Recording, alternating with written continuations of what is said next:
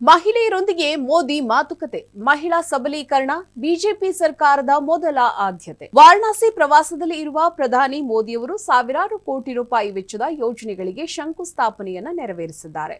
ಹಲವಾರು ಉದ್ಘಾಟನಾ ಸಮಾರಂಭಗಳಲ್ಲಿ ಭಾಗಿಯಾಗಿ ಕಾಶಿಯಲ್ಲಿ ಮಹಿಳೆಯರೊಂದಿಗೆ ಸಂವಾದವನ್ನ ಕೂಡ ನಡೆಸಿದ್ದಾರೆ. ಹೌದು, ಪ್ರಧಾನಿ ಮೋದಿಯವರು ವಾರಣಾಸಿಗೆ ಭೇಟಿ ನೀಡಿ ಸುಮಾರು 13,000 ಕೋಟಿ ರೂಪಾಯಿ ವೆಚ್ಚದ ವಿವಿಧ ಅಭಿವೃದ್ಧಿ ಕಾರ್ಯಕ್ರಮಗಳ ಉದ್ಘಾಟನೆ ಮತ್ತು ಶಂಕುಸ್ಥಾಪನೆಯನ್ನ ನೆರವೇರಿಸಿದ್ದಾರೆ.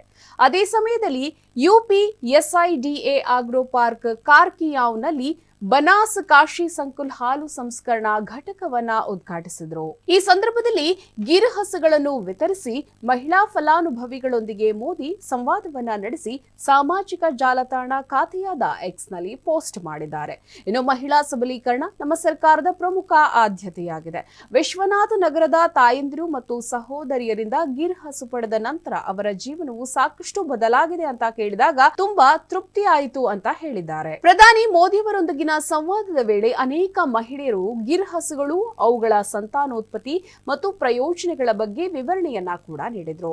ಇನ್ನು ದೇಶಿ ಹಸುಗಳ ಬಗ್ಗೆ ಮಾಹಿತಿಯನ್ನು ನೀಡಿ ಹಸುಗಳನ್ನ ಸಾಕುವುದು ಮತ್ತು ರೈತರು, ಜಾನುವಾರು ಸಾಕಣೆದಾರರು ಇದರ ಲಾಭ ಪಡೆಯುವುದು ಹೇಗೆ ಎಂಬುದನ್ನ ಕೂಡ ತಿಳಿಸಿಕೊಟ್ರು.